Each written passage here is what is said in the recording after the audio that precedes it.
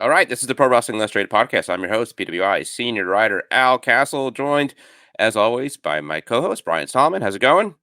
Very well, Al. Happy to be here as always. And once again with us is the boss, editor-in-chief of PWI, Kevin McElvaney. How's it going? Good. I'm here whether you like it or not. I invited myself back on. So. Yeah, we're on our best behavior. Right. Yeah. Yes. When the boss is in the office. And Kevin is back because we have another big issue to talk about. It is the year in wrestling. I got mine in the mail just the other day. Thankfully, in good shape. I was talking to Bob Smith on the podcast about that sometimes being the downside of getting a mail to use, that you get some mailmen who aren't as nice with your magazine. But this one is mint, so fantastic. And we have got all the year-end awards and so much more, and we're going to go through all of them today. We could skip the plugs because it's essentially one big plug, and I think in the course of talking about some of these awards, we could hit on some current events. Obviously, big news this week with Seth Rollins, with Okada, and some others, and we'll try to touch on all of it. First things first, Kevin, Brian, and I were talking about this before you jumped on. Always great to see them with the plaques, right? And lots of wrestlers holding plaques inside. Can you talk about putting all that together? How much of a challenge was that? Yeah, absolutely.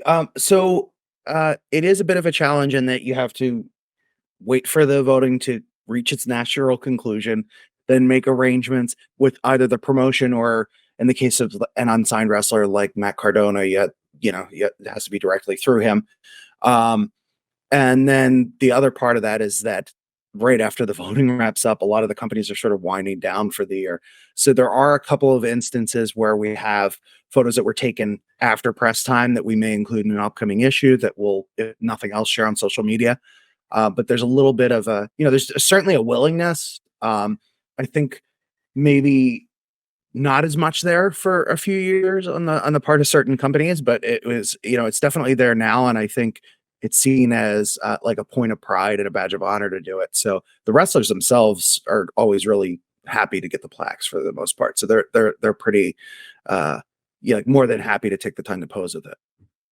With like a WWE, and not to peel back the curtain too much, but the logistics of this, do you send the plaques to an arena on the day of a show? Does it go to the office to somebody who then distributes them?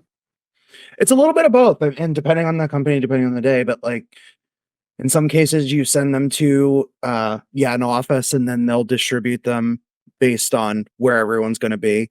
And then in other cases, we've definitely done the arena thing as well. And there was a little bit of both of those in effect this year, where some of them did go out to the arenas and then others were, sort of at corporate, and then they were distributed after that. Yeah. So fun, and we've, I guess, already sort of touched on it, and we can get into it now. A great year for WWE. I mean, I don't want to say they cleaned up, because they didn't, but I think it's fair to say they dominated the awards. I think it's reflective of what we talked about here, certainly in the last several months, is just a terrific year for WWE in 2023. So let's get into it with. Well, why don't we start with a big one? Wrestler of the Year. Yeah. Seth Rollins. And I think one thing that looks good for us is that, when we did the 500, it was kind of like a novel pick, like, really, Seth Rollins? And it aged well. And now some months later, the fans kind of agree that he was the guy for this year. So, Brian, why don't you talk about Seth Rollins 2023, how it started, how it ended up, and do you think he was the clear right choice for this?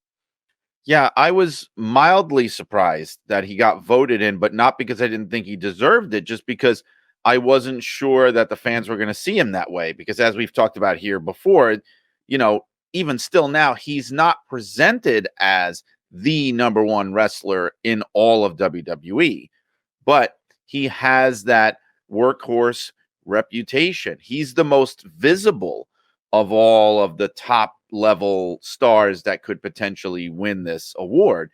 And I also want to say too, not to harp on it, but again, to go back to how cool it is that you've got Wrestler of the Year winner, WWE World Champion, and he's holding the plaque and pictured and everything. Because, I grew up in a time reading the magazine where that would be the frustration, is that the WWF wrestlers, you just expect, oh, they're not gonna, it's only gonna be the WCW guys, which was so frustrating because they were the most visible wrestlers in the industry. So to see that is such a cool thing. Now, Kevin, next year we got to make sure we get the red PWI t-shirts on everybody. That's the next step beyond this. No, but no, Seth had a great year. It's like now looking at the year and everything and how he got that belt, and he, they put him on the road, man, and he defended it. I think he's already like well surpassed Roman Reigns' title defenses of his entire reign, just by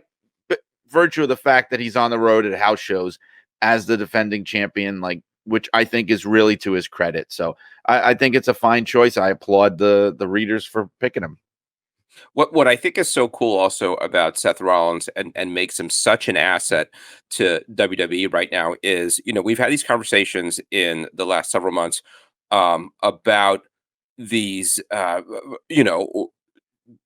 it's Will Ospreay, or we could talk about Okada and the decision of AEW or WWE, where you go. And a lot of it is about, well, where are the best matches? Where are the best workers who are going to give you the best matches? And inevitably, so much that tends to kind of go in AEW's favor because AEW is so big on work rate. But in Seth, you've got a guy who is at the very, very top of the game, right? So when you talk about the Will Ospreays of the world, or the Kenny Omegas, or the Okadas, Seth is right there. He's one of, if not the best wrestler in the world right now, from a work rate standpoint. I mean, he's a guy world class who will give you that 5-star match. And as you touched on, he is their world heavyweight champion. And, you think about, and when they created this title out of whole cloth? It was like May or June or something like that. And at the time, it was so kind of like a head scratcher. And it's like, well, are fans going to really buy in to this kind of thing? And it goes to that old adage about, a title is only as prestigious as its champion. And I think Seth has done so much to get that world title over, where it feels like a world title now, and I think in a way Roman is helped by just kind of being, gone off of television, that he kind of has cleared the field for Seth to settle into that spot. Now I think, fans totally buy in to him as a world champion, a top guy. And again, on top of that, a guy who's going to deliver those 5-star world-class efforts. So when you're talking about, and they lost out on Ospreay, but now the conversation is Okada. And you think, well, what can Okada do in AEW? What can Okada do in WWE? Man, I think Okada and Seth Rollins, and I get really excited about that. How about you, Kevin? I think there's a lot of room for Okada wherever he goes. I do have some concerns about him going to WWE in terms of how he might be handled, particularly as a non-native English speaker. He's not going to be cutting his own promos. WWE is very big on people cutting their own promos even today. But that's something actually in the next issue. I recently recorded a conversation with Karen Peterson, who just exhaustively covers New Japan and Stardom and a lot of other big promotions over there. But we'll get into it a little more in the next issue. But I think Okada, certainly from a match standpoint, there's so many options. And I mean, if you can make him and Roman Reigns work at some point, like that's it, that like schedule wise, timing wise, I think that's I think it's one of the most exciting matches you can put together. And particularly because you have two slightly different styles, but you have these auras about them. I would like to say to Seth's credit that him getting this award, it's controversial among some, but again, it is a reader vote, and more so than in previous years, I've seen the response be like, when someone starts complaining about what's wrong with PWI, very quickly people jump in and like, well, it's a reader vote. Why didn't you vote? Right. And that has not necessarily been the case. And so I guess we've done a better job of educating people to the fact that it's in the general public, or our readers are just being more outspoken on social media about it. But I will say, the two runners up after that, and I mean, not to take anything away from Rollins, because he's certainly there based on the quality of his work, but it's also him being, the guy in WWE, partially in absence of, Roman Reigns not being there. But you had Gunther and you had Will Ospreay as the next two runners up. And earlier on in the voting, either one of them were very close to taking it, because I was counting these ballots as they came in, and you had each of them pulling into the lead at various points. But increasingly, as the voting went on, Seth Rollins keeps getting more and more established as the guy in WWE, and then that was sort of the tipping point for him. It's like he has these great matches, and that. So yeah, not to pull away from the Okada topic, because that is something that's important that we should talk about. But I have to, kind of give credit that Rollins, his cachet as this top wrestler in the industry, even just from a work rate standpoint, got established more and more as the year went on, and it was a wrap to a close. Yeah. And have you noticed this year at all that Dave Meltzer has had to take any of the blame for the PWI Awards, as sometimes happens on Twitter? I love when that's my favorite reaction. I sort of preempted that a little bit by joking about leave Dave Meltzer out of this. He could not have possibly have less to do with it. But and they do the same. Rounding out the runners up is. I'm sorry, I think I got a bit of a lag. That's why I'm getting. Oh, you're good. On top of it. Sorry. So rounding out the runners-up, MJF. Interesting that Roman didn't even make the cut, right? So, which I have no problem with. I mean, I think it reflects what we've said here, and not the strongest year for Roman, which you wouldn't have thought of early in the year. I mean, especially coming off of WrestleMania, where he won the main event, retained, and then I don't want to. I mean, it's too much to say it was an afterthought, but I do think that. There is maybe some growing resentment about just the guy's never around. And even when he is around now, it just feels sort of less significant. But yeah, I mean, I think fans absolutely got it right here with Seth Rollins. And is this has he won this award before? Yeah, this is the second time he's won it in his career. So that's only a great year for him. And maybe we're burying the lead here, but also his future is a little uncertain coming off the Jinder Mahal match on Monday, where I think he tore his meniscus. Is that the story? Now it's not necessarily the most. Yeah, so it's unclear how serious it is. I mean, it's not nothing. And I guess as we're recording this on Monday, there's an expectation that we'll have more news tonight. It sounds like there is at least some hope that he could still be there for WrestleMania, maybe pulling him off of everything until then and just letting him kind of rest up. But if he's not, we've talked about how much WrestleMania's kind of been in flux. This would be, another twist. It in a way, I don't want to call it a blessing, but maybe it clears the way more for a Cody Rhodes if The Rock is in, right? And we've got Rock and Roman Reigns, and you had to do Seth and Punk because it was the natural match, and then the guy kind of out in the cold was Cody Rhodes. If Seth is out of that mix now, does it introduce a new spot to put Cody in? Is it Cody versus Punk for the vacant championship? Any thoughts on what this could mean for WrestleMania, Brian? Well, I think the Cody versus Punk thing, they already seem to sort of be teasing a little bit, where now they're going to have them interacting for the first time since Punk came back to WWE. There's that unspoken, AEW connection between the two of them, and some fans knowing about the rumor, at least, that Punk's arrival was one of the things that inspired Cody to leave. Without spelling all those things out, WWE is really good at sort of alluding to things. I mean, it is definitely, it seems to be something they may already even be considering, which is crazy. I think the thing with Seth is that's the downside, unfortunately, of having a workhorse champion who's out there on the road wrestling every single night and doing 4 or 5 matches a week or whatever it is that he's been doing, 3-4 matches. This is what can happen. And so, that you sort of have to take it as part of that package. It's unfortunate, but obviously his health is the most important thing. We know now, that they're a lot more lenient about things like that today. Whereas they could potentially keep the belt on him. That's what I'm trying to say with that. It's like in the old days, they would have said, okay, well, the guy can't wrestle, then the title's vacant. But I don't know if that's a given anymore nowadays. They tend to sort of allow the champion to hold the belt as long as they want them to for the purposes of their creative plans. So I don't think it's a given yet, but it'll be interesting to see how it plays out. I think if he is not if he's not available to defend the title at WrestleMania, I think they'll take it off of him because they're Yeah, going to want the world title no, match. absolutely, absolutely. That's a worst case scenario. Yes.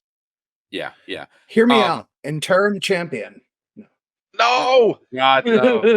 No. Yeah. And I thankfully I don't think that is a term WWE has used even once. So good. Please don't. Exactly. Once they've used it, they had it was Did they? the cruiserweight champion when I'm trying to remember who had it at the time. It might have been JD McDonough, but it was basically they crowned an interim cruiserweight champion in the US because they couldn't have the NXT UK cruiserweight champion come over. I have no memory of that. Yeah. I It didn't not last very long, and they didn't go back to the well. It was just that one time. Yeah. All right, let's talk about next award. And so the year we're going backwards here. Woman of the Year. Again, I mean, I think it was a gimme. Rhea Ripley. What could we say that we haven't said about Rhea? She had a fantastic year. I will note, not to throw water on the whole thing. After winning the world title at WrestleMania, she's a presence. She's a star. She's a blast to watch. She hasn't had a wealth of big matches, big challengers. I mean, they've kind of been putting her in this position almost like squashes, right? That they feed these women up to her, and she just kind of knocks them down. There hasn't been anybody who's been perceived as any kind of threat to her. I don't know if that's good or bad. I mean, it may be good in the sense that the idea is to build her, make her strong for that next challenger, which I would assume is coming at WrestleMania. Yeah. They sort of alluded, I shouldn't say they sort of alluded, Rhea sort of alluded in her hot seat interview with Jason McVay for the women's 250 issue, that part of the thing with her being this big dominant heel monster is that she shouldn't be out there defending the title all the time. She's not necessarily going to have these big, thrilling back and forth matches. The whole point of her aura is that she's sort of untouchable. So I think that's a style of booking that, Roman Reigns is partly out of circumstance, but I think they also see some value in having champions that aren't necessarily defending their title all the time. So I do think that's part of it. Despite that, we've talked about on this podcast previously, the three of us and the two of you, even more so, that she's just one of the biggest stars in the company this year, arguably the breakout star of the company this year. She won 3 different awards, this being the most significant of them because it's just kind of neck and neck with the Wrestler of the Year award, in my view. And then also part of Faction of the Year, and she won another award that we'll get into. But Faction of the Year is not a spoiler because we saw that right on the cover. But she had a hell of a year. And this was a blowout. I mean, the number one. Yeah, not even close. The first runner-up was 7%. Rhea got 50. So she got a mandate. So yeah. Yes. Yep. I think it's interesting because it went the opposite way that Wrestler of the Year went, because like for Wrestler of the Year, the biggest male star in wrestling, which I think we could still say is Roman Reigns, he wasn't even really considered because he's instead it went to the top wrestler who's the most visible, who wrestles the most, who has the most defenses.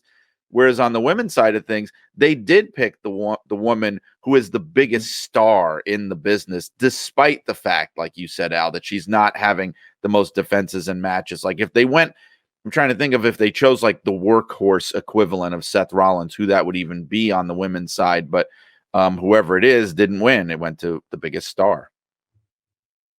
Yeah, I'm not even sure there's a good pick for that, on the WWE side. I mean, Io Sky is out defending the belt a lot at house shows. I wouldn't call her that, someone in that position. And maybe AEW, Bianca. Yeah, Bianca. I mean, she outside also of that, took a break in the middle of the year, right? That's true. A few months off, yeah. Honestly, I mean, this is my bias showing a little bit, being a big follower of Stardom, but I think you could make an argument for someone like Julia. Right. I get why she isn't, because I mean, it's still, even though we've had more coverage in the magazine, you have that promotion getting more attention. It doesn't have quite even among our readers. It doesn't, I mean, certainly Julia was getting votes. Other people from Stardom were getting votes, but they haven't clicked in that same sense where they're being considered for, these overall honors in the same way. So I can't really Yeah. think of someone else who would be in that spot. Do you think we see Julia in the Rumble? And if she is, what, if anything, is the reaction? I mean, in a way, I think it would be the wrong thing to do, because I don't think Julia's the kind of person you could just introduce and expect a pop. I think you got to tell the story. No. Introduction. She would get a reaction, but not the reaction Okada gets, whose reputation has been a bit more established, and who's been around longer, certainly. But also Julia will not be in the Rumble because she's still under contract with Stardom until I think the end of March.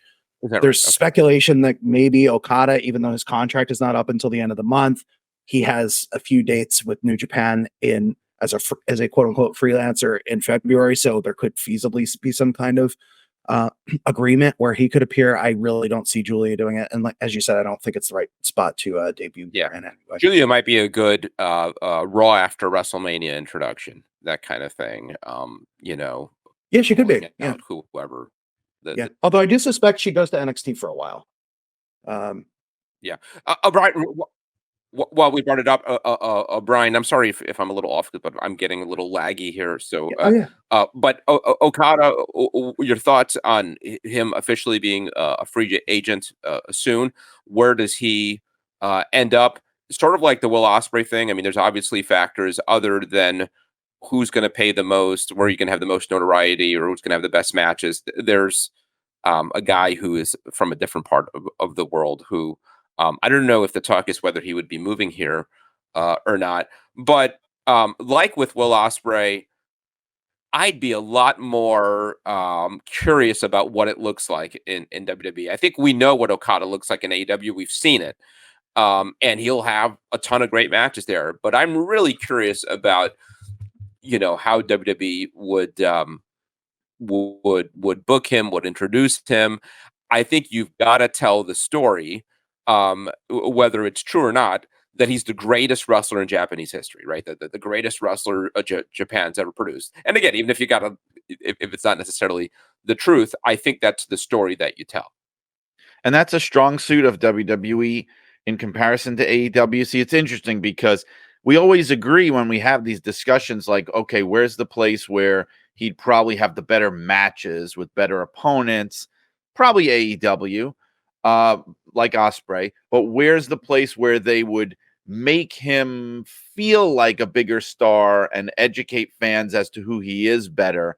And that's WWE. I feel like, there's this thing in AEW where I think sometimes have too much confidence in the fans. And a lot of people have talked about this, where they'll be so excited to bring out this brand new star and they'll just assume everybody's already on board. Like, oh, look who it is. You know what I mean? And with WWE, they're much more careful and cautious to do that. But having said that, there have been classic examples. I think AJ Styles is the greatest example of them all, where he came out cold and it was a Royal Rumble.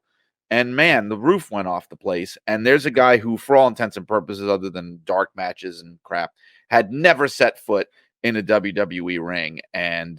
But I feel like that's the exception. I think he also had the benefit of being in an American promotion. I think especially at the time, even what was this, like 10 years ago, at that time, I feel like TNA, and with their history and everything, definitely had more of a following in the US than New Japan would have. But I think that, there's benefits to him going to either place. And I will say, we can't just act like the AEW of right now, today, January 2024, is the same as even January 2023 or 22. It's a product that just feels stagnant. And I think the appeal to be there is less and less, like what we saw happening right now with Sasha Banks, where the impression, or Mercedes Moné, the impression I get, it's just a feeling I get from reading about the negotiations, is that she really, really would prefer to make a WWE return. But if Tony Khan is going to throw an obscene amount of money at her, she's going to go there. So it's the dynamics are changing, is what I'm trying to say, and I could see benefits to him going to both places. And that's why I think part of how this works out, we're putting the decision in Okada's hands, and ultimately it's going to be his decision. But I also think a huge factor is how strong a play does WWE make for him? Do they go all in, give him top guy money, and say this is one of the biggest stars in wrestling, one of the biggest free agents that we can possibly sign. Let's give him the star treatment, or more what I would expect from a Vince McMahon. Be like, nah, most people don't even know who this guy is. Mr. McMahon probably never watched a New Japan show in the last 30 years or what have you. Has no idea who he is. Think, wow, here's a guy who doesn't speak English, who most American fans haven't seen. You could offer him something, but let's get serious. He's not worth that much. So I do think that to some extent the ball is going to be in WWE's court. How much of a play do they make for him? Well, people could point to the example of Nakamura, and that's a natural comparison to make. With which the story always was Vince never got him. Vince never understood what the big deal was with this guy, and he probably had people in his ear saying, "No, this guy is a big deal." But I do think, in fairness, that Okada, Nakamura is a very unconventional wrestler in his working style, in his look, everything about him, very unconventional from an American point of view. I feel like Okada is more of what an American company would look at as a conventional top star in his look, in his work, and he just has that vibe. And that's not to knock Nakamura, that I think gives him a better chance at success than Nakamura in a major American company. Yeah, I mean, Okada brings a lot of showmanship. I mean, I don't know if you saw his entrance at Wrestle Kingdom with the neon light that changed his gear. I thought that was so cool. I mean, I bet you WWE was kicking themselves for not coming up with something like that. So, I mean, the whole Rainmaker thing, the money raining down on fans, that guy's a star. And if anything, again, I think there's some fans that will dismiss, well, he's going to go in there, he's going to do his technical stuff. That's really not Okada. I mean, Okada is about telling stories and drama in the ring. The selling in that match with Danielson was so amazing. The selling of his arm. I really think the only issue is the language barrier. And I've got a crazy idea here that I thought of yesterday. And tell me if you're with me. Jim Cornette. No way in hell. No. I'm thinking great. But then he'd have to be managers. But then Okada would have to be a heel, though. Do you really see him as a heel? It doesn't. No heel Okada. Let's be honest. Cornette has said some really dicey things about Japanese wrestlers in recent years. I don't trust it. So sorry, he did. It's on record. But the idea of a mouthpiece is not a bad idea overall. I don't disagree with that. So I think that is a solution. Certainly, as you said, I think he fits very well into the WWE style. I mean, he's the king of New Japan. I mean, but at the same time, he very much gets this main event, making the most out of, he's not out there. I mean, this is not to minimize. He definitely does some very physical stuff, but he's out there primarily, to the extent where purists of New Japan even say Okada's kind of coasting. He just goes out there and is super charismatic and then hits his big moves. And that's fine. That works perfect for WWE. That's especially at his age. I mean, he's in his entering his late 30s. Exactly. Right. It makes a lot of sense. I will say one concern, and you alluded to it earlier, Al, but is the idea of whether or not in WWE, he almost certainly has to live in the US. All Elite Wrestling has been more flexible on that, while Ospreay continues to live in the UK. The buzz is that supposedly Tony Khan would be fine with Okada living in Japan and then kind of moving back and forth. Logistically, that of course presents a lot of challenges, but you have certain things like Okada's wife is a big celebrity over in Japan, better known than he is. They have a child, a young child. So granted, I mean, maybe if you're going to move, this is the time. But there's a lot of concerns apart from maybe just money. But I think there are arguments to be made in either case. I was so shocked that the announcement came in advance that he was leaving, because I fully expected him to re-up with the company, with New Japan giving him just a big fat contract. But I guess, his priorities are elsewhere at the time. So we'll see what happens. Yeah, I mean, if I had to put money on it, I would expect AEW is going to be the favorite. But just because I'd love to see what it looks like, I hope he gives WWE. I actually think WWE is, but We could go on all day, but Yeah. I think there's a good chance you'll get to see what you want. We'll And this is see. the discussion of our woman of the year. I know, right? Yeah, it's very typical of pro wrestling is that like during the women's match we're talking about. Yeah, and just to round out the runners up, Tony Storm, and again, it was a blowout. Tony Storm comes in first runner up at 7%, Bianca at 6%, and Athena. I'm happy to see Athena get some love at 5%. You talked about workhorses. If ever there was a workhorse, she is it. I don't think we got to spend that much time on faction of the year, as we touched on. It is the Judgment Day. They get 48% of the vote. I think it's very much the right call. Also, Blackpool Combat Club at 16, Bullet Club Gold at 6. I'm sorry, Bloodline at 11. Early in the year, you would have thought Bloodline had this wrapped up, and then really kind of fell apart. And Judgment Day came on strong. Yeah. A real quick, Brian, are you still enjoying Judgment Day? They get a crap ton of television time. So for as much as TV time that they get, like they better be over. And then also, I guess part of the discussion is, are they making the right moves now with Judgment Day? They got JD McDonough, who is sort of this junior member who, he's not even on the shirts or anything like that. He's like the Michael Wall Street of the NWO. Almost remember that kind of thing. It's sort of like NWO black and white sort of thing. And now the R-Truth stuff, which it's getting over pretty well, from a comedy standpoint. But you always got to be careful with like a faction that's got so much sort of cred, dipping into the comedy stuff. Truth's really good at it. So I don't know that I'm complaining, but it's like, it's such a good act that like I do want them to be very careful.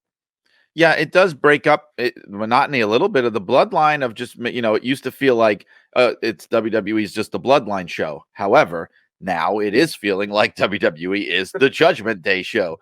But at least it gives the impression to fans, though, that these factions and groups are something to be taken seriously, that anybody can break through.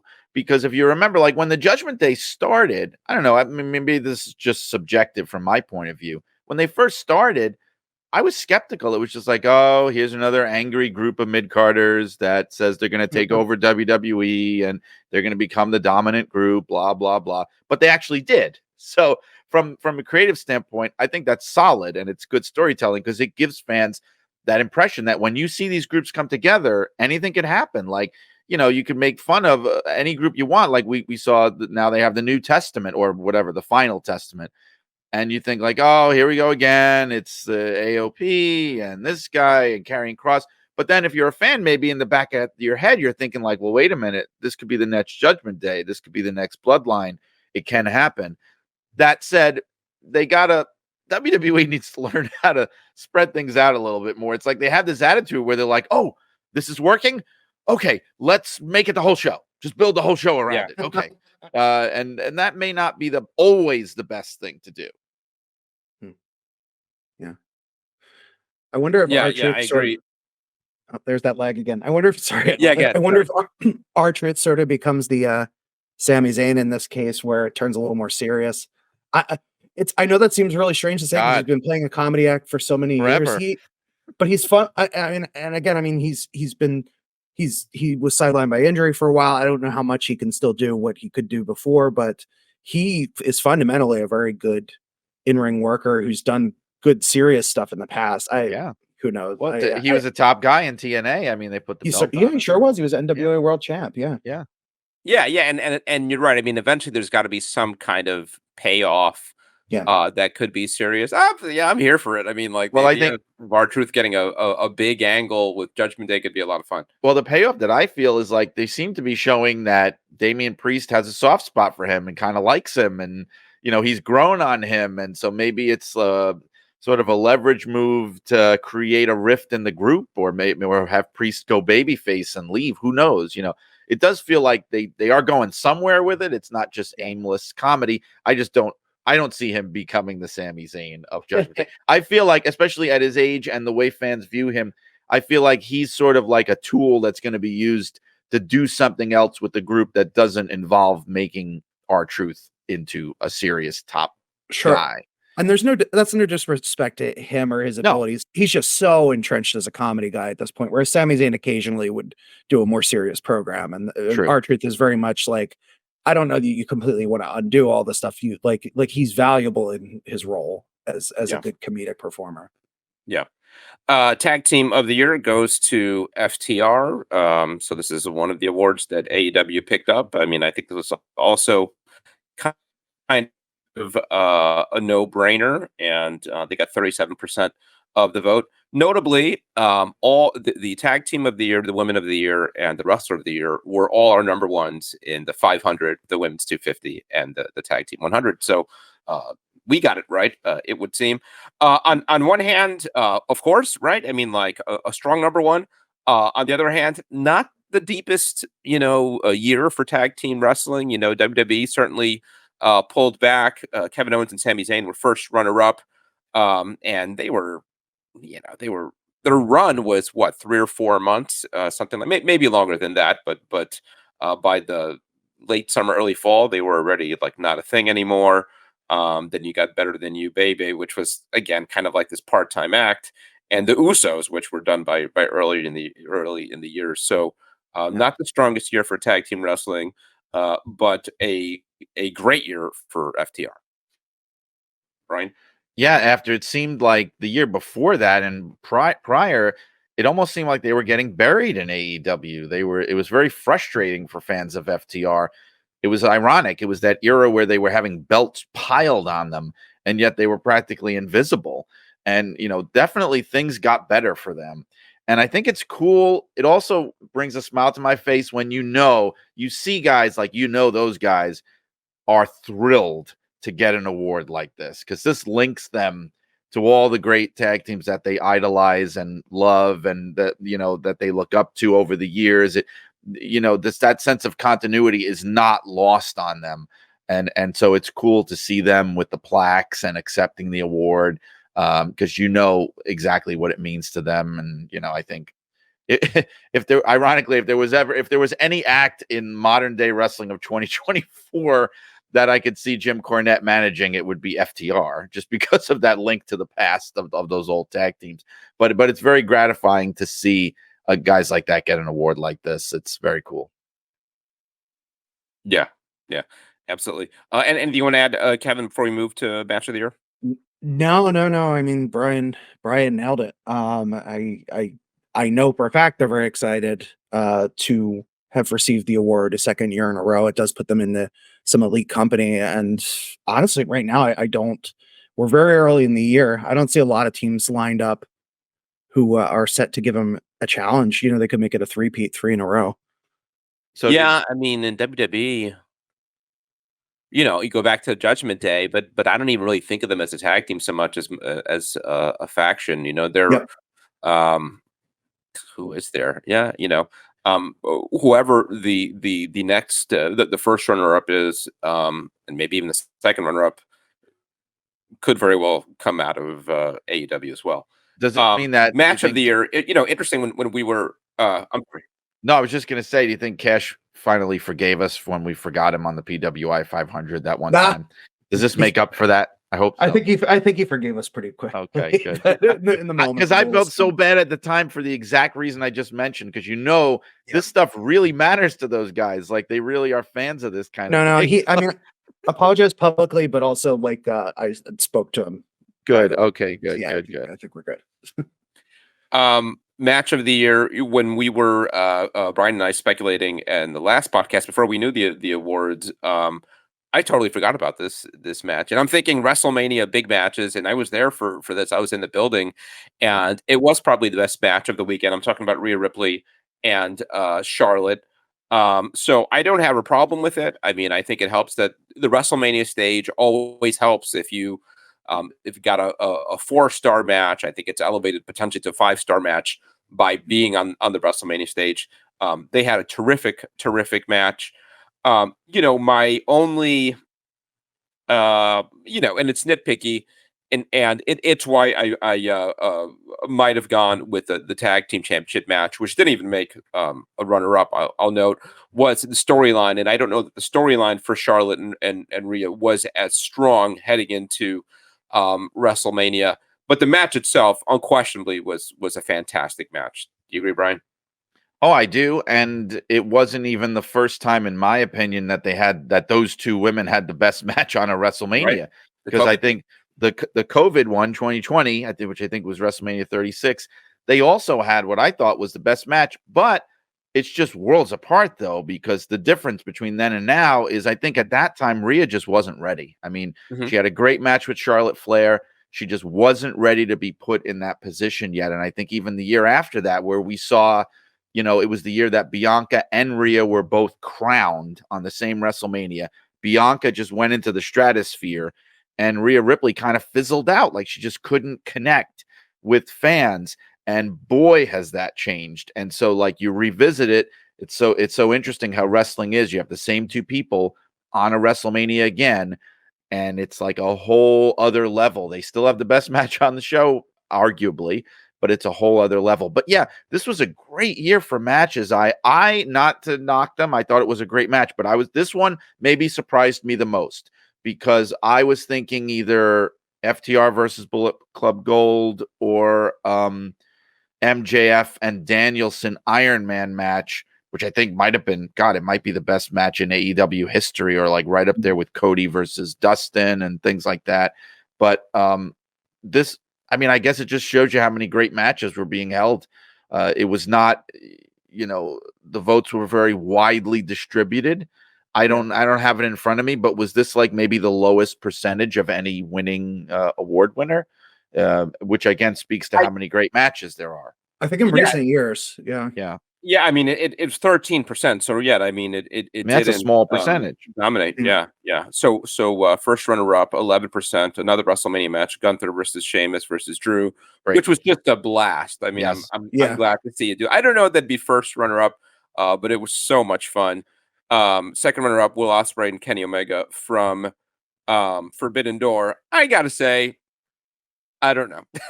I remember all the hype of behind that match, and then I watched it, and it was really good. I don't think it was, I don't think it's nearly as good as a lot of people think. I think there are other matches better. So actually, it's interesting that you say that, because that's the consensus. If you go on Twitter or Reddit, that the Wrestle Kingdom match was the superior match. But I think that speaks to the visibility of AEW versus New Japan, and the relative decline that New Japan has seen in terms of international. Like, people are not keeping up with it internationally the way they were domestically. There's, it's starting to pick back up again. I think there's a lot to like about it, but certainly it does reflect that arguably the better match of the two was, I think it was actually the first, and like the honorable mention. We don't list, the order necessarily for those, but it was like the fourth runner up. It was fairly close. So I do think another part of that is that probably the vote was split a little bit there. You have that match, and so anyone who is surprised that either one of those matches is not first runner up or winner, I mean, that's part of it. But I think this, there's some great matches in there, and it comes down to taste so often. It's really subjective. True. And I think I'm glad you brought up visibility, because I do think that has a lot to do with it, and it probably has a lot to do with WWE doing as well as they did throughout the awards, is that there were so many more eyes on them even than on AEW. Because if I'm being honest, I mean, I think MJF and Danielson should certainly, their third runner up here with 8%. They should be a lot higher than there. If not the winner of the award, that I would have had them at least at first runner up. Frankly, above Gunther, Sheamus, and Drew. But it might just speak to, a lot more people watched WrestleMania than I wonder too if the finish hurt that match at all, because it got kind of dumb, at least to me, towards the end, with the defibrillator machine and like whatever they were, like Danielson going into spasms, and it kind of marred it. And I don't know why they did all that. They didn't need to do that. They were having an unbelievable match. I wonder if that may be like soured the memory of the match for some people. Who knows? Yeah. Maybe it was just me. I don't know. Let's try to go through the rest of these a little more quickly, because I got to run in a bit. Yeah, Al, come on. Of course. Yeah. Indie Wrestler of the Year, Matt Cardona takes it. I've got no problem with that. Other than I've got to say, Who else did it? I don't know if this is sort of in keeping with the spirit of indie wrestler, because I think, you know, I almost think of Matt Cardona as an indie wrestler, and we talk about this all the time, the way like the Honky Tonk Man was an indie wrestler for a long time. And I know he's really kind of made his career as like this dominant independent wrestler. But I sort of think of like wrestlers on the come up, wrestlers who are yet to be discovered, somewhere between Rookie of the Year and I don't know, Most Improved. And Cardona's a veteran at this point who sort of settled in the second half of his career in the independents. So I'm fine with it. I think the rest of the runners up are more in keeping, I think, with what the idea would be. You've got Steph DeLander at 7%, Ali Catch at 6%, and Brian Keith at 5%. And that's more like, your names to look out for kind of thing. Yeah. Well, yeah. I was my thought with that is I think it speaks to people viewing the independents as their own entity, but also Matt Cardona just being so dominant and holding multiple championships and being the big draw at all these shows he goes to. I mean, he certainly, you compared him to the Honky Tonk Man, and I understand that because he's a legacy act. He's someone who's already established, but he's certainly not. I mean, no disrespect to the Honky Tonk Man, but he's not coasting on his reputation either. He's certainly like continually working to outdo himself and challenge himself. And he traveled internationally to Japan this year, and credit to him. But I even put a call out on the PWI official Twitter account to like, hey, independent wrestlers, like knock this guy off the perch. Like we get why he's sweeping this, but like if this is your category, this is your chance to be seen on a greater, and you have Brian Keith, the third runner up. He's on some kind of deal now with AEW or ROH. I'm not speaking with any inside knowledge. It's just apparent because he's being booked by them so often and he's on television. That doesn't happen unless someone has some tier of deal. So, this can be a stepping stone to greater things. Yeah. And I think it speaks to how successful that he's been doing this, that there would even be a question in your mind, Al, as to whether he deserves it or not, because he's been so successful that he's almost transcended the negative connotation of what it means to be an indie wrestler. Like, to me, and that's sort of the problem, because under that thinking, I'm sorry, we're on top of each other. But I was just going to say, he could conceivably win this award every year, right? And he would deserve it. If he deserves it, he should win it. Because I disagree with that really strongly, because to me, Cardona represents the absolute epitome of what you can attain as an independent unsigned wrestler. Like, he is like the roadmap. I mean, he is the success story. And just because he's not getting paid in, coffee and donuts and hot dogs, we shouldn't hold that against him. I mean, the guy has really made it work. He's the definition. When you talk about pro wrestlers are independent contractors, which so often is BS nonsense in the modern sense. But guys like Cardona make it work. They show how you can hustle as an independent wrestler and be, not need to have a day job and be successful and make good money and not have to be beholden to any one company. He's the definition to me of independent wrestler. Yeah. Yeah. And some talk, I've heard some rumbling too about him, potentially showing up at the Royal Rumble. I don't see it happening. I don't think it would be good for him. And I don't think, frankly, he'd mean all that much to WWE. So I think best. Well, if he did that, I mean, you never know. I'm sure with someone, it might be something he'd be interested in doing. But if he did do that, he would have to accept the fact that they would make sure that he went right back to being just unremarkable mid-carder Zack Ryder. I mean, he would be right back where he left off. I don't think they would bring him in as some major star. He would just be right back to the spot he was when he left that company. And that might be a short-sighted thing for him to do. Right. I agree. Feud of the year. When you look at the various runners up, you see not necessarily the strongest year in terms of feuds, except for the winner, Sami Zayn and the Bloodline, which again I think is I'm glad to see that fans have a memory, because this was an all-time great storyline. I mean, you think about we're coming up on the 1 year anniversary the Royal Rumble, and that incredible moment where he turns on the Bloodline, and how the place just exploded, and that led into Montreal and Elimination Chamber, and then into WrestleMania with a tag team title match headlining a night of WrestleMania. What can I say? Fans absolutely got this right. Yes, and we talk about the recency bias and problems with that, and that, like you said, that was not the case here. This was something from earlier in the year that people remembered. I also think, and correct me if I'm wrong here, because a lot of times as I get older, everything bleeds together. But excuse me, CM Punk and MJF was 2023 also, was it not, early in the year 2023 going on? Because that, to me, No. that might have been, even though it was sort of, it fell off the rails and everything, storytelling wise, that's been like my favorite AEW angle and feud. I mean, that was like on It fire. wasn't this year, I don't think, It right? wasn't, right? It was late 2022. Because Brawl Out, Yeah, Brawl Out. end of 2022. So we didn't see right. Punk until whatever, Right. midpoint of this year when he came back. So he was No, you're right. I think that suspended the first several months of the right. year. Never mind. That was a 2022 thing. But again, God, everything's moving so quickly. Well, you know what, Brian? I mean, like the seeds for the Sami Zayn bloodline stuff were planted around that same time, like not long after that. Yeah. At all. No, but I'm not trying to take away from that. I do think that's a Yeah. very worthy and deserving, and certainly in the time frame of 2023, that's got to be it, right? I mean, that was as hot as can be. No question about it. It was the hottest storyline that WWE has had in ages. Yeah. Agreed. Punk is in the mix, and the first runner up, and I don't buy this. CM Punk versus AEW, to me, again, that's not really the spirit of what this is meant to right. award. That's kind of inside baseball for me. Yeah.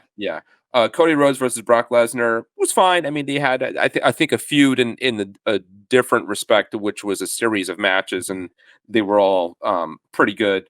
And then I'm happy to see Becky Lynch and Trish Stratus. Trish, one of kind of the forgotten stories of 2023, but I remember watching WrestleMania, and she was part of like that Legends 6-woman tag match, and I was thinking she was going to look the worst of everyone, because Lita had been more active than she had, and Trish looked great at WrestleMania, and then had this run, this several month run, where she was really good on the mic, really good in the ring. I mean, it was like peak Trish Stratus.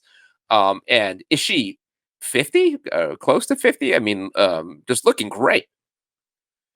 Yeah. And it's interesting too, because today's as we record this PWI Weekly, the vault item is a copy of an old Wrestler Inside Wrestling magazine that I found while cleaning up around the office, that was autographed out to Stu and the staff. And it had her on the cover, and inside it had the Legends Q&A. At this point, she was already a few years removed from her active ring career. And this is, again, back when the Wrestler Inside Wrestling was still around, which was a decade ago, more than a decade ago now. And it's, testament to her that, at that point, she was a legacy act looking back on her career. And then 10 years later comes back and has, this great run. Just turned 48, by the way. So yeah, close to 50, but she had a good run. She was, I off the top of my head, working on the next issue, I don't remember if she ended up in one of the official runner-up spots for comeback of the year, but she was certainly in the mix for that as well. So, fans were recognizing her contributions, and, good for her. I'm glad that she got out there to show she can still go, and, in tremendous shape, of course, as she's always been, and kind of showed what she could do to a new audience who maybe at best were familiar with, retrospective stuff involving her. It was very impressive to me. I didn't see it coming. I really, because she felt in a lot of ways, and this isn't a comment on her age, but just in how far the company has advanced, she felt like ancient history, honestly, like that whole era did. And I remember they brought her back a few years ago for like a one shot, wasn't it, where she had a match with Charlotte? Mm-hmm. And at that time, I remember thinking like, oh, don't do this. Like she just doesn't even look like she can still hang anymore. Like, why are they doing this? But boy, was I proven wrong, because she was like in the mix last year. She wasn't a nostalgia act. She wasn't coming out there like she was like the female equivalent of what they did with Edge, in my opinion. Like she was in the mix. She was a legend of the past, a Hall of Famer who wasn't just going to be like, oh, I'm an old timer taking a bow. Like, no, I am in this. And yeah, she had an amazing year. Yeah. Most hated wrestler of the year goes to, this is another no-brainer for me, Dominic Mysterio. Some of the loudest boos I've ever heard. He got more than half of the vote, 52%. I don't know that we would have saw this coming a year ago. I think he's doing great work. Another ingredient in Judgment Day being such a hot act.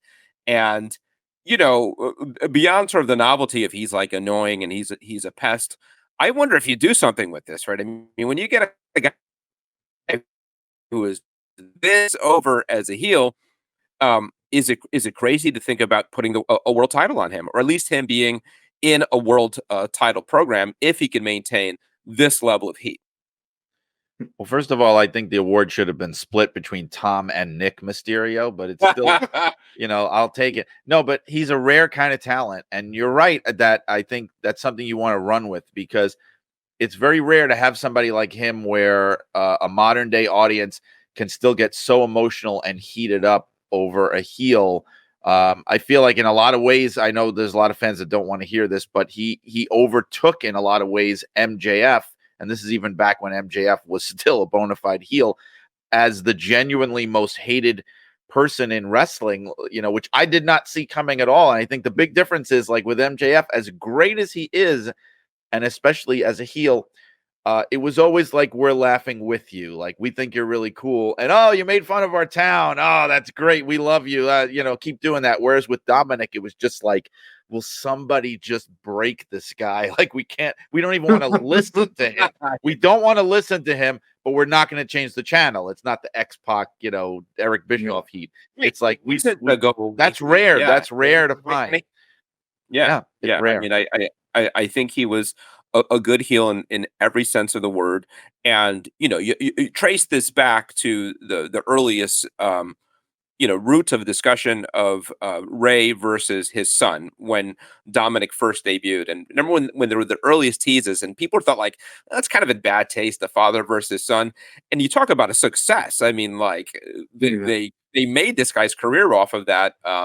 And it just couldn't have gone any better. And it's cool. I imagine, Ray's got to be super proud of his kid for getting as over as he has. The rest of the runners up, Christian Cage doing fantastic work, and no qualms there. The one place we see Roman Reigns show up in second runner up 7%, and then CM Punk at 6%. So again, that's if you took that vote, I guess a different time of the year. If you took it right now, he would not be most hated. Most popular wrestler of the year, again, Cody Rhodes. Another sign WWE just doing things right. Their top heel is the most hated wrestler of the year. Their top babyface is the most popular wrestler of the year. What more can you ask for? I mean, they're getting it exactly right. And they also have a strong first runner up. I mean, it's a very close. 1 percentage point difference in LA Knight. Who would have saw that coming? I mean, it is just a crazy year for WWE. MJF at second runner up at 9%, and Sami Zayn at 6%. So WWE showing up really strong here, and it just sort of further complicates thing heading into WrestleMania. Your top baby face is really, really, really over. People want to see him go all the way, win the world title, but there's this other guy, Dwayne Johnson, The Rock, one of the biggest movie stars in the world, and it's the one thing that could maybe derail his story. So. Any thoughts on how popular Cody is? Well, I mean, he's really popular. I mean, if anything, again, I'm gonna just keep hammering it forever. This is yet another sign that they made the wrong move last year at WrestleMania. I mean, how much better would he have looked in that picture with the plaque and the Universal title? You know what I mean? It's just, I mean, but again, they're always going to say, oh, well, all the more reason to keep him chasing the belt and all this stuff. And it's like, okay, great. Like the continuous delusion that that's the only way to do it. Meanwhile, never mind the fact that WWE never historically has booked that way. it just feels more and more to me like, Charlie Brown and the football and Lucy, like, oh, this is going to be it. You're going to finish the story. And I hate to always turn it into that, but yeah, I mean, clearly he's the top baby face, although it's interesting now with CM Punk in the mix. Like, does that change things? Who really is the top baby face now? I think that's in question between the two of those guys. Although, like I said a couple of weeks ago, I do think if push comes to shove, that the fan base will choose Cody in that scenario. Yeah, I agree. Yeah, I think so too. Maybe we see it sooner than later. Inspirational Wrestler of the Year, Mark Briscoe, another award, I guess, for AEW or for Ring of Honor in this matter. Tragic circumstances by which he comes to this. But if there was something,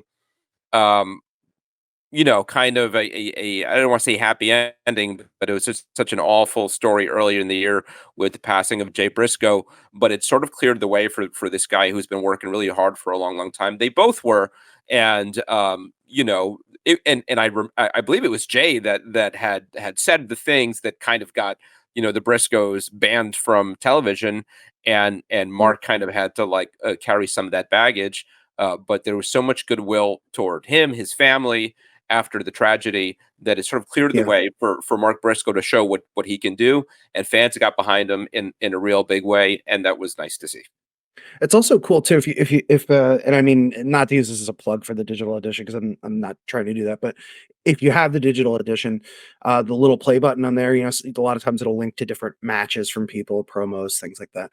In this case, it's actually a little video that AEW filmed for us, and it's Mark Briscoe accepting his award and talking about what it means to be voted most inspirational wrestler. And he's just God, what a lovable man, and someone everyone is rooting for. And I think, even in as much as Jay was controversial at certain points in his career, I think by the end of his time on Earth, and then, which was so sadly premature, and then afterwards, I mean, people just look at, these are two generational performers as tag team wrestlers, and kind of universally beloved. So it's good that Jay's legacy is secure, and then Mark is still out there doing what he loves. It's really great to see.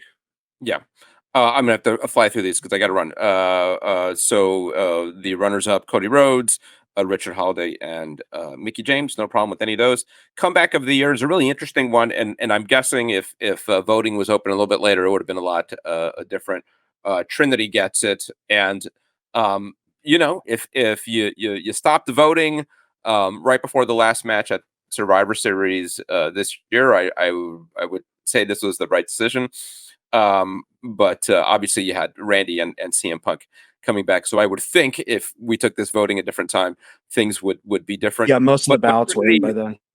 Yeah, but Trinity was, I think she was a nice boost for what was then Impact. I think she made a difference. It looks like her time is over there. We talk about somebody who could show up at the Rumble. Sounds like she'd very much be a possibility, and I do think that'd be a good way to introduce her because fans do know who she is. Maybe this is a opportunity to quickly touch on the return of TNA. I watched Hard to Kill, enjoyed the heck out of it. I think it's Nick Nemeth is a good pickup. I think he's a guy that could headline for them. And I don't have much more to say other than I think they got a good thing going on. A real major league looking show too. They've talked about upping that production value, and I think that very much was on display at Hard to Kill. It looked great. Absolutely. And I know originally we planned to talk more about it. I'll spare Brian. I was about to suggest that maybe Brian and I continue on. Al, I know you have. You can absolutely, but I'd be up for it. I don't mind. Okay, so let's hope. Yeah, because I don't want to cut these other sports, whether it's Most Improved or Rookie or the Weston Awards in particular. I'd love to go more into that. Honestly, Al, if you want to, Brian, you want to shift over into the hosting chair, we can talk about this. Okay, yeah, sure. It's a little unconventional, but let's do it. Yeah, I think the first time I'm not going to be on the podcast, but it's fine. I'm sorry, I got to run. Okay. All right, Brian, good to see you. Good to see you too, Kevin. Now we can talk about Al. Yeah. Before we continue on with this, I just want to quickly acknowledge with the inspirational wrestler category that that's always an interesting mix because it's personal and professional circumstances, because you had Cody Rhodes as a runner-up there. That's largely professional. People want to see him succeed. But then you had Richard Holiday as a runner-up, and in his case, he of course had stage 4 lymphoma, and then he came back from that, and he's back in the mix and in great shape. So it was good to see that. And then you have Mickie James, and that's again partly professional, like her last rodeo storyline, which is wrapping up early last year. But also people just love her as like an advocate for women's wrestling, and she has got some new things going on with that. So I just wanted to quickly acknowledge that, since we did have to rush through that a little bit there. Agreed. So I mean, this comeback of the year thing, the first runner up on that, it was very close voting again, was Saraya. I don't know. What do you think about that? It was close. Do you think some of the timing of when this award was voted upon? I also think it might be, though I think you're being kind, because it could be even a judgment call on people saying that they thought that her comeback wasn't what they hoped it would have been. I think she could have potentially been comeback of the year, but I think people felt like, oh, okay, that maybe that wasn't handled the best way, or maybe, I don't know. I feel like on paper you would think yes, well, yeah, but in the execution of it, I could see how even Trinity would get the nod over her, in the sense that they built, TNA for a limited time there, they built their women's division around her. I mean, that really was, she swooped in and she became their top. AEW did, yeah. I think no, I'm talking about in the case of Trinity. She came in and they built their women's division around her. And that's what I mean. I don't think AEW did that for Saraya. I think if they had, I could have seen her getting more votes and things there. And I also think, I know we talk about the cutoff point for the votes, and maybe there's a case to be made for moving the issue later or something, so you can account for the last couple of months of the year. But I still don't know, and maybe I'm naive, if Punk would have won that, because not that it wasn't an incredible moment, but there could also be a little fatigue there. I mean, he just won comeback of the year, didn't he, when he came back to AEW, and now it's like, oh, he's back again somewhere else, come back again 2 years later. Like, I don't know if that would have been a given. I think maybe Randy Orton might have even been more likely to win that than Punk. Yeah, that's actually a really good point. And you have someone else who was in the mix, I believe, for comeback of the year when he appeared in AEW. And then again, now after being injured, Adam Cole is the second runner-up. And then Trish Stratus was third runner-up for comeback of the year, which, again, I think like the three of us agreed. She should be recognized for that, because she really did. She could have come in and done the quick victory lap, but she really put in the effort to do more than that. Absolutely. Yeah. So continuing back through the magazine, we have most improved wrestler of the year. So this was the one I alluded to being, I think, one of the more controversial picks last time when we were talking about this on the podcast, and that's LA Knight taking almost a third of the vote. It's most improved wrestler, 21-year veteran. Brian, you wrote about him in a recent edition of The Lockup, talking about how basically he's not really improved at all. He's just doing the same thing he's been doing, but he's being allowed to do it at a higher level. Right. But having said that, though, I have to say that I don't have an issue with that, exactly what you described there, being factored in for most improved, because I think I think it happens a lot with this award. And I think, especially from a storyline point of view, if we're looking at it in kayfabe, where we don't acknowledge the puppet strings and things like that, you see a guy who was a non-entity in 2022 and in 2023 is one of the top stars in the biggest company in the world. And you say, wow, that guy's really improved. And, he's beating a lot of top people, and he's, in a more pronounced position. So I could see that. And like I said, there's a ton of precedent for it, because the fact is, in a business where, your destiny is chosen for you, that is a big enabler to getting somebody to appear to be more improved, because they're winning more matches and they're winning titles and things. And if we take that out of the equation, it's a lot harder to judge. It becomes much more subjective and kind of ephemeral, like, okay, well, I guess they're better in the ring than they were before. Like that's a little bit harder to put your finger on. To me, the part of the reason this was controversial, and I agree with what you're saying there, is that the first runner up, who was 3 percentage points below, I think gets both sides of this. They were presented a lot more strongly and favorably, but they also showed improvement in the ring on the mic as a character, and that's Julia Hart in AEW. And I think she's come a long way, and certainly in her presentation, in her in-ring abilities. And then also the company has gotten behind her in a different kind of way in 2023. And then obviously ending the year out as the TBS champion. And, in some cases positioned a little more, I don't want to say more strongly, but maybe more prominently certain weeks than Toni Storm was, because there has to be a little bit of mystique around that character. And that's part of it. I don't know. Do you think there's a strong case for Julia Hart that she should have been the winner of this award instead, or do you think the readers got it right with LA Knight?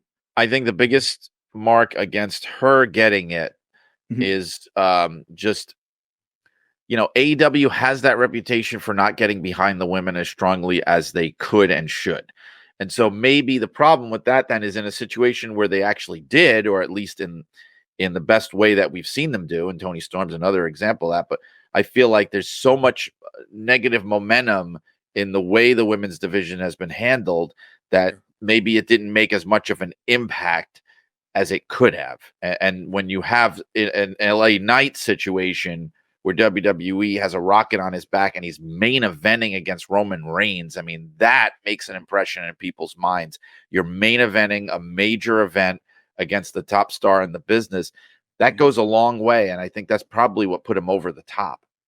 Yeah, that's a good point. It is kind of what sits in people's memories. And along those same lines, you have Trick Williams as the second runner-up, albeit a slightly distant second runner-up at 9% of the vote. I think certainly got better in the ring this year and was positioned higher, on the card. And of course, like the interesting things they've been doing with him and Carmelo Hayes and their changing relationship. And then third runner-up is, I'm sorry, Brian, did you have a... No. Okay. Yeah. So the third runner-up is Sonata in New Japan, who's one of the few representations of that company in, anywhere in this voting. I think maybe the only official runner-up spot.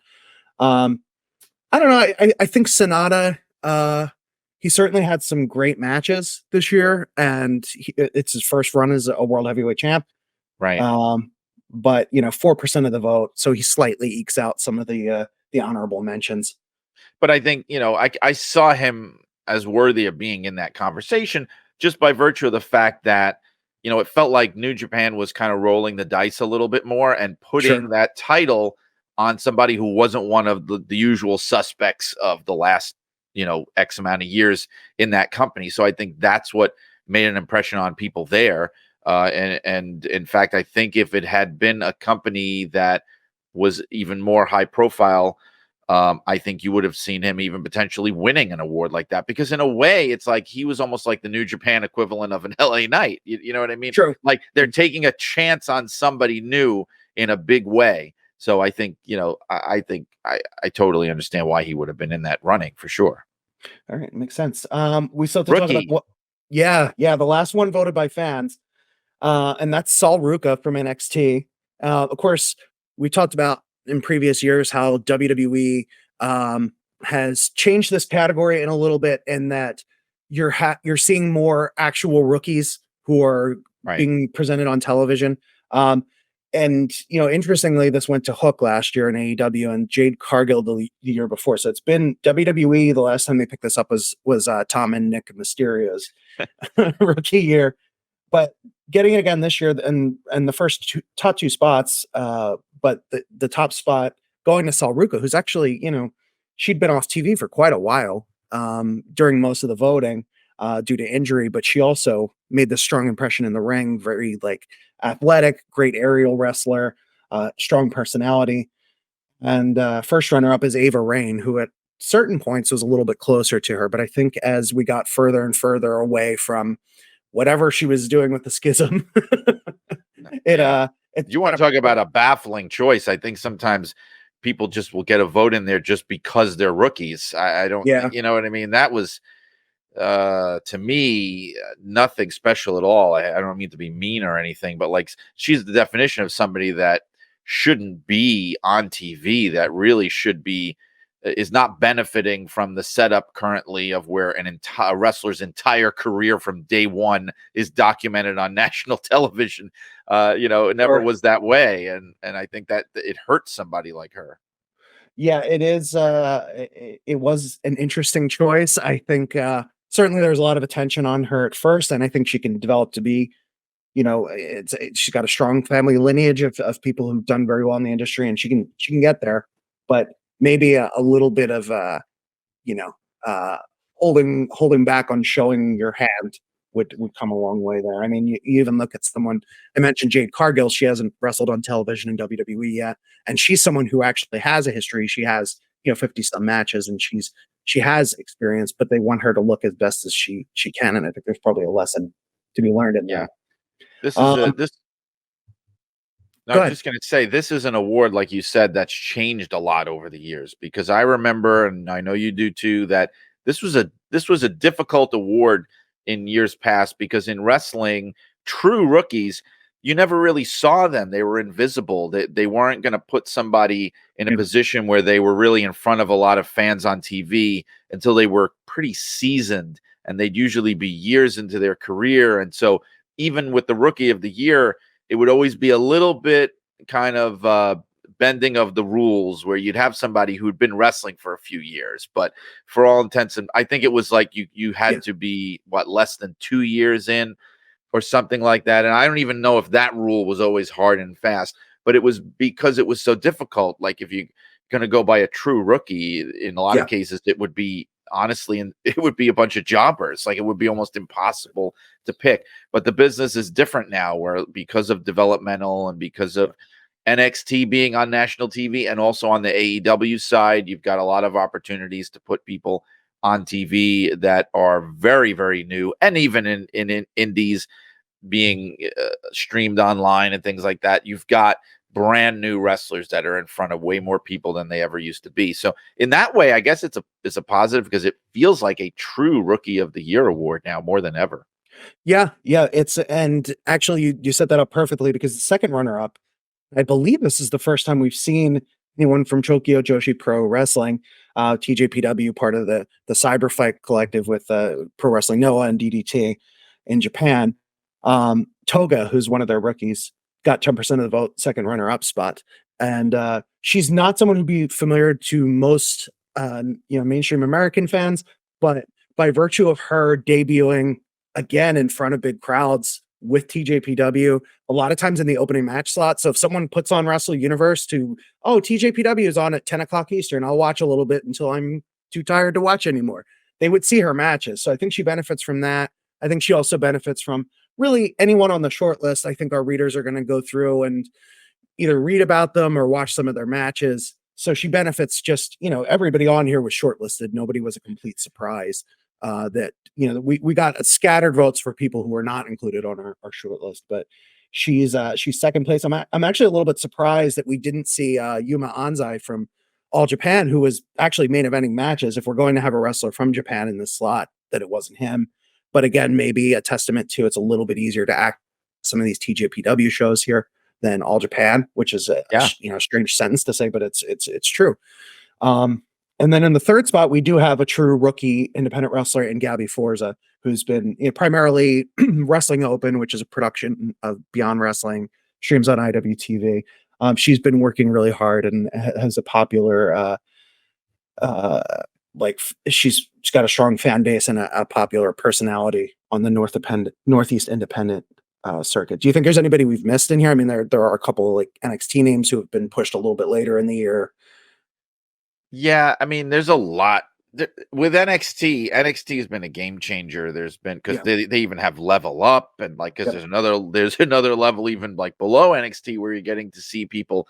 I don't even know. I mean, I'm sure there are worthy people that didn't place in this voting just because of how WWE and NXT has changed the game for rookies in wrestling, for better or worse. Like we were saying, there's some people who are really being pushed into the deep end of the pool. And it's crazy having to carry a show on a national cable network where ratings are important.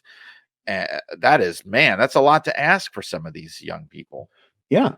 I will mention rounding out the honorable mentions was Danny Palmer, also from NXT. So again, someone who is working hard and learning. I mean, in front of a massive audience.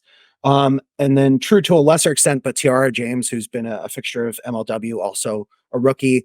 MLW is still on cable. It's not the huge visible presence that NXT is, but again, someone who's just being asked to this growing women's division, being asked to do her share in it.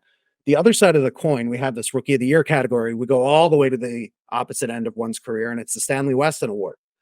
So Sting, I think this is a case where technically has been an active wrestler, and we generally don't give this award to active wrestlers, but given that he is ostensibly wrapping up his career in March, and that I don't expect he's going to come back for additional victory laps. I think once he's done, he's done.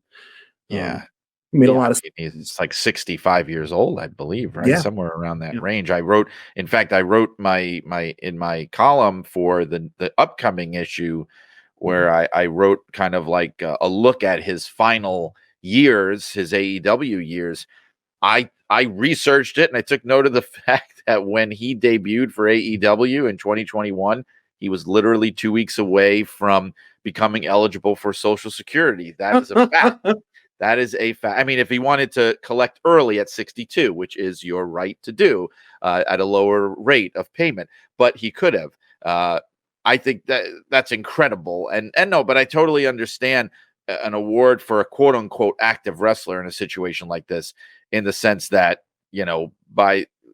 he's not going to be active for very much longer. And we know that. And he certainly had a career that deserves it. And also, let's not forget, the AEW thing has made us forget, he has not been wrestling nonstop since 1985. In 2015, after the Seth Rollins incident, and after, in my opinion, at least, WWE totally botched what should have been his swan song in wrestling, he was gone for 5 or 6 years. He was considered, rode off into the sunset, legend, out of the business. And then he got this true icing on the cake from AEW. So I have no problem at all with him getting an award like this at this point. And certainly the resume, just many times world champion. He had, both in the NWA and WCW, and then in TNA on, just highly, highly influential throughout the run of WCW. He was really their most reliable, most popular babyface, never wavered from that.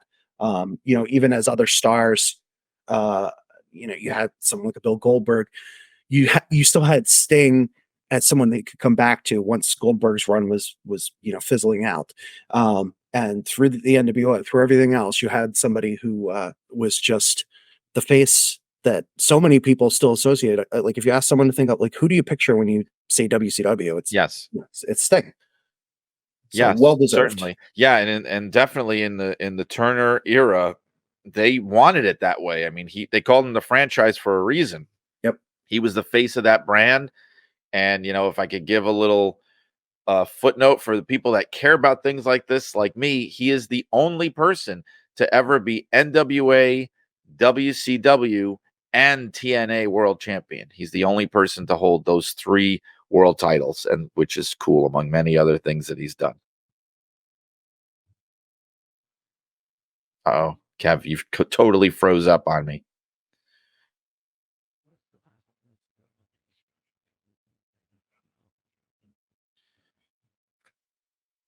You there, Kevin?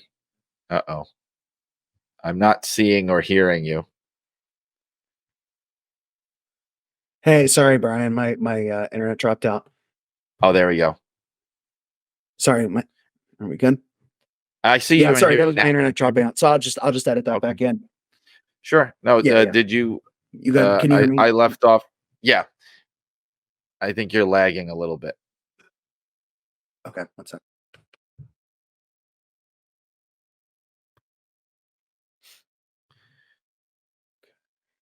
Yeah, I had just mentioned the 3 world titles thing. Okay, so I'll sell that and we'll just come back in. Okay. All right. Okay, sorry about that, Brian. All right. Um, yeah, that's an astounding feat to be the only person in that position. And of course, I mean the NWA world title lineage figuring heavily in all three of those.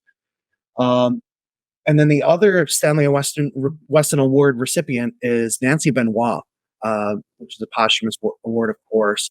Um, and this was something, there had been a push for more of these accolades.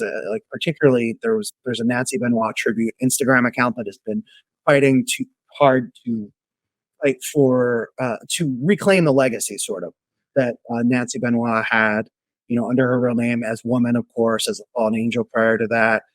Just an incredibly important figure in wrestling history, and that she was a woman out there asserting herself, being a badass in a time when you didn't see that so much. And was a very influential manager in that regard. A lot of people, ended up uh, getting into the industry because they saw her and women like her doing what they did. And I think, we discussed this as a group, and it was something like uh, a situation where, okay, first of all, we want to make sure we have the blessing of the family, and we did. We spoke with her sister Sandra, who doesn't really give a lot of interviews, doesn't talk to press very often because it's just a concern that it can always devolve into discussion of the tragic way that Nancy's life ended. Right. But I think certainly a career worthy of recognition, and this felt like a good time to do it. 40 years out from when she debuted in Florida Championship Wrestling.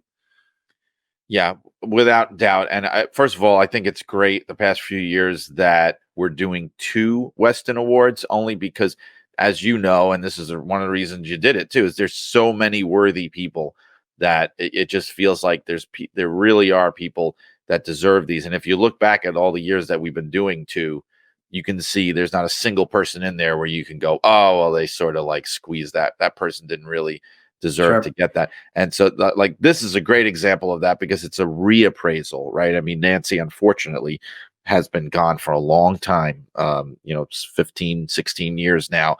And so to be able to come back and reappraise and say, this is somebody who deserved this probably a long time ago, and we're going to correct that.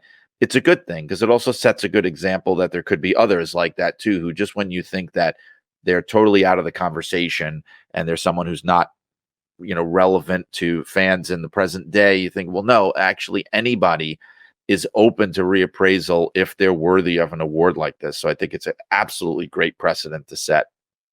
Yeah, that was my thought as well. And I'm grateful to her sister Sandra for speaking to us, and giving the blessing, because last thing we want to do is be exploitative in this sense. We want to truly honor people who deserve it. So that's the PWI Awards, and that's all included in the latest issue that's coming out on newsstands, February 6th, I believe it is. But it's going to be hitting subscriber mailboxes, has already begun to, and the pre-sale copies will be going out shortly as well. So PWI-online.com as always for that.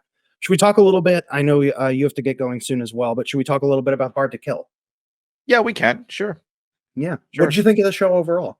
I thought it was a really good show. And I thought it's also it was a great moment for them to build their rebranding around, because it was a show that had a lot of attention around it. It was also a show where there was a lot going on in wrestling on that night. I mean, that was a big night. It was the night that Jack Perry showed up, at the New Japan show in California. And there was a lot happening. And so it felt like they were in the mix there. You had the former Dolph Ziggler, Nick Nemeth appearing. You had a world title change.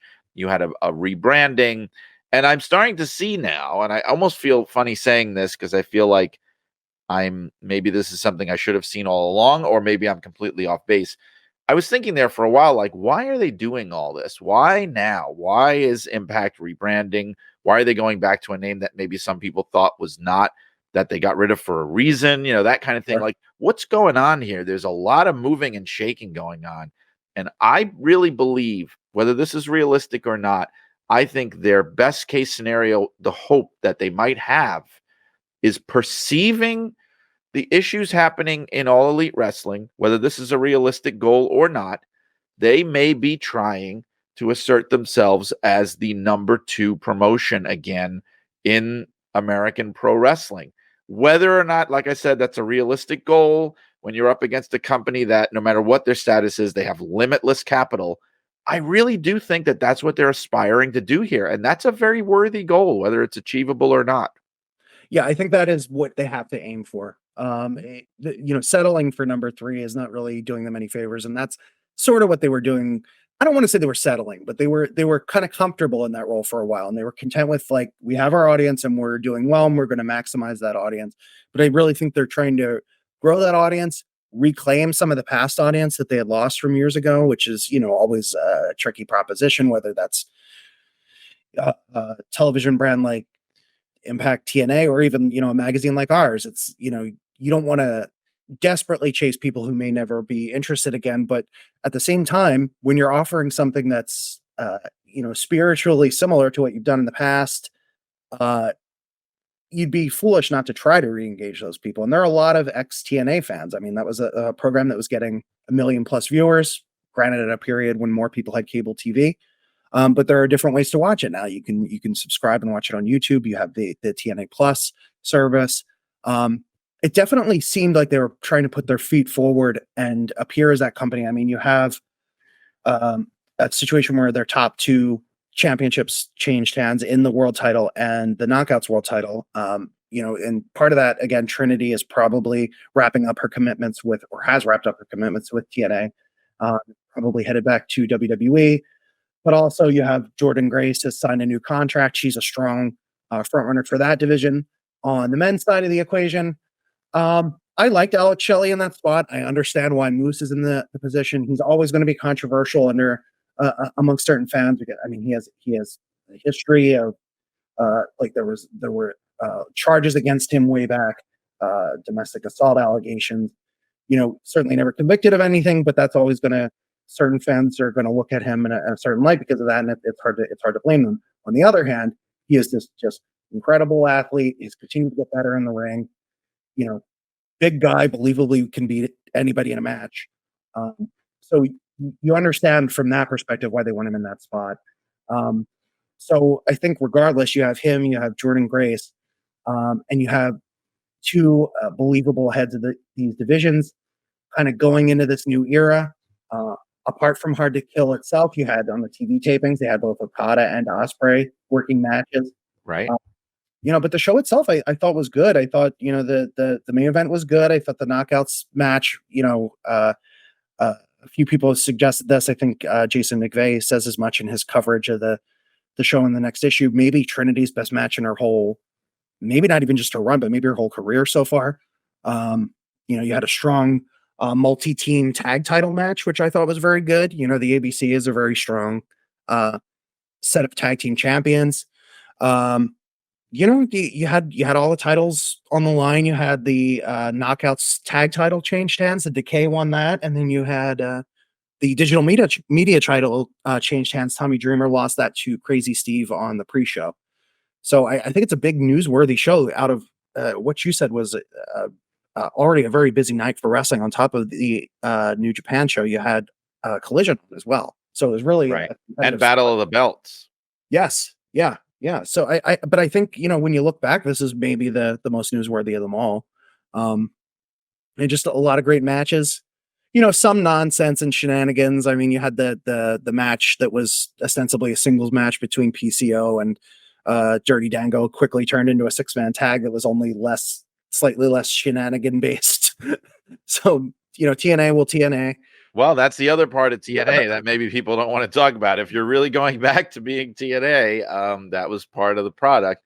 There was also the crazy, I don't know if this has been completely debunked or not, but there was a crazy rumor going around that there were some WWE people backstage at Hard to Kill, and potentially even Paul Levesque himself, which I find to be hard to, but then they were also saying potentially Punk, which I think is much more believable. And then there's been rumblings over the fact that now TNA is being carried by a branch of Endeavor on some streaming platforms, which has led people to think, like, is there maybe some behind the scenes cooperation going on now between the two companies? And certainly WWE would have an interest in helping another company become the number 2 company.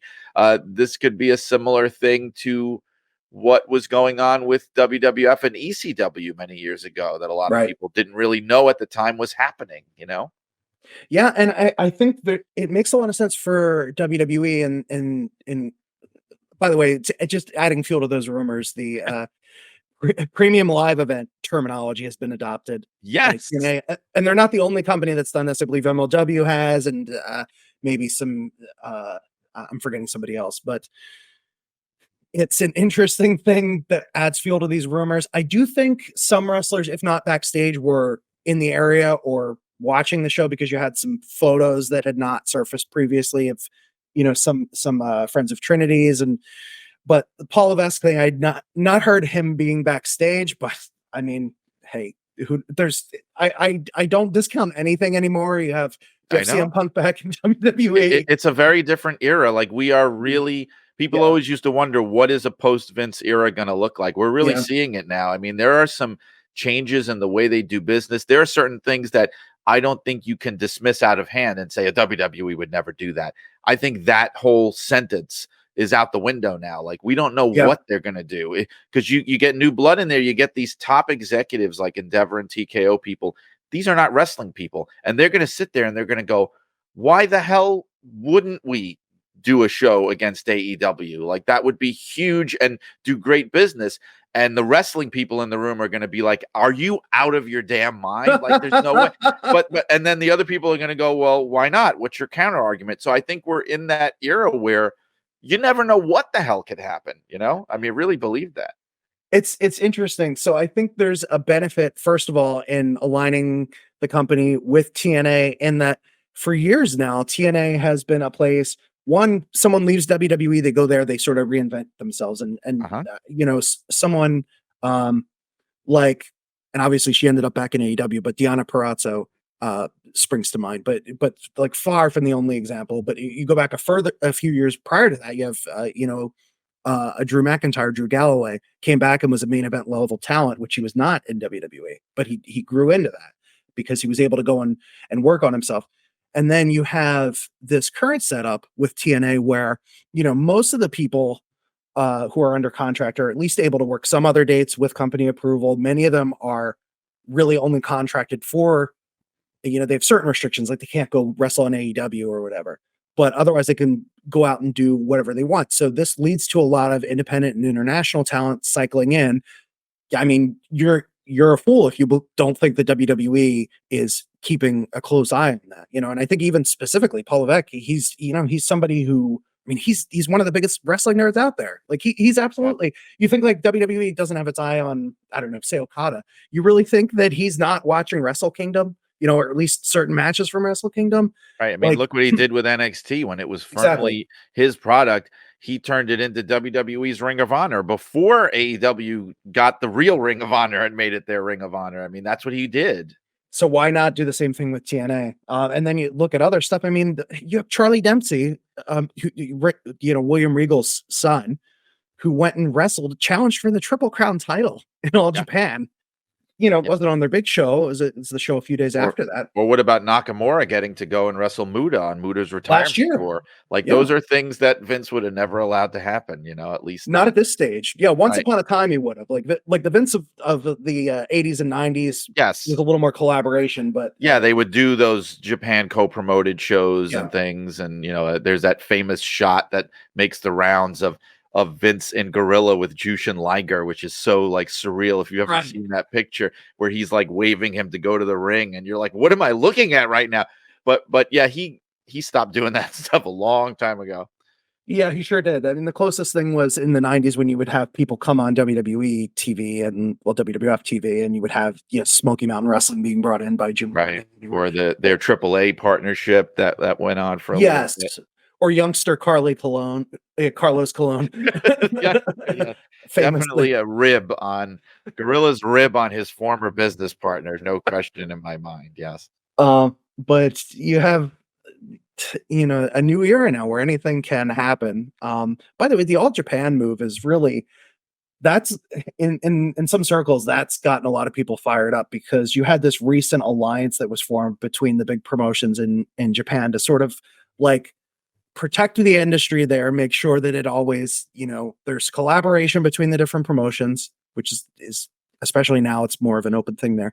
But also just making sure that the business could remain strong, that nobody was trying to run each other out or do things that were like in the spirit against the spirit of a thriving nationwide industry.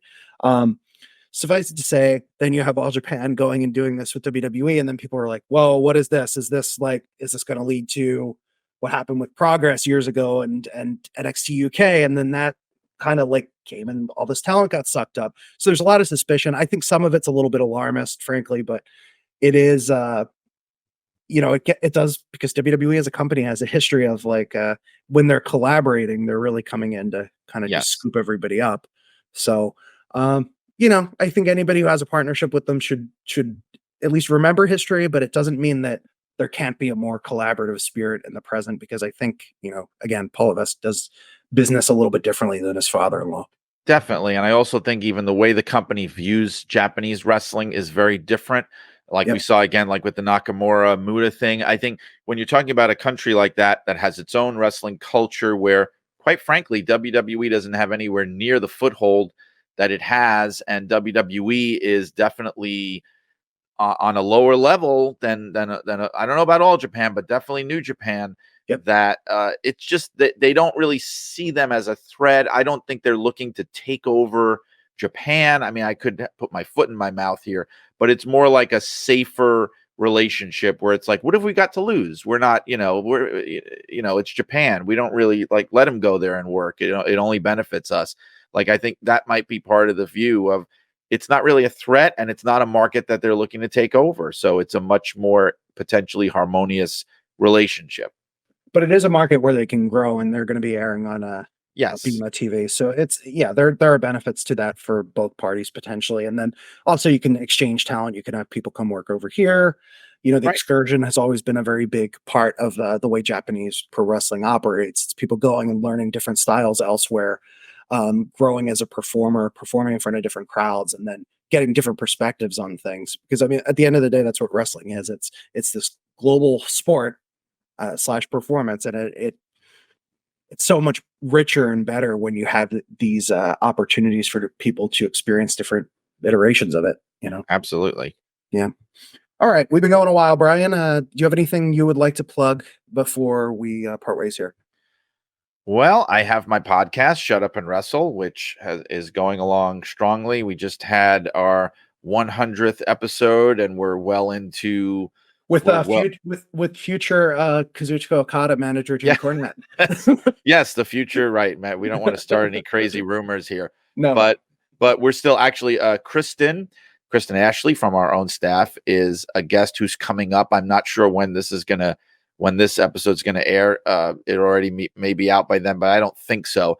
But I've always got great interviews lined up on that show. You can get it wherever you get your podcasts. And my new book, Irresistible Force, my Gorilla Monsoon biography, is just cooking along. I'm in chapter 5 now, and just as much time as my family allows me, I'm working on this book, and I promise to do my best to get it out, hopefully by the end of the year, if not by the start of next year. So awesome. All right. Well, you will. It looks like you'll beat the 3rd season of Yellow Jackets. So, which I was disappointed to hear. The Showtime show is not coming back anytime soon. Very excited, of course, Brian. You've done a lot of great work in the biographical space. I think maybe we're gonna have another Wrestling Observer Book of the Year on our hands, but we'll wait and see. Yeah, I keep an eye on that. I'm like, what book's coming out this year? What book? Hold the book off. Can we wait? Can we wait till next year? Because last year I know like the new Ric Flair book came out from Tim Hornbaker, so I was like, it's a good thing my book didn't come out this year. Sure, yeah. And I know, like, you never know, but whatever. I'm happy to be nominated, as they say. All right, great. All right, well, thanks everyone for watching. We'll be back soon with another episode with Al capably back in the co-hosting chair with Brian, and I think you all will be free of me next time. So if you're always welcome, Kevin. Always welcome. It's good to have a different voices, you know. Thank you, Brian. It's been great.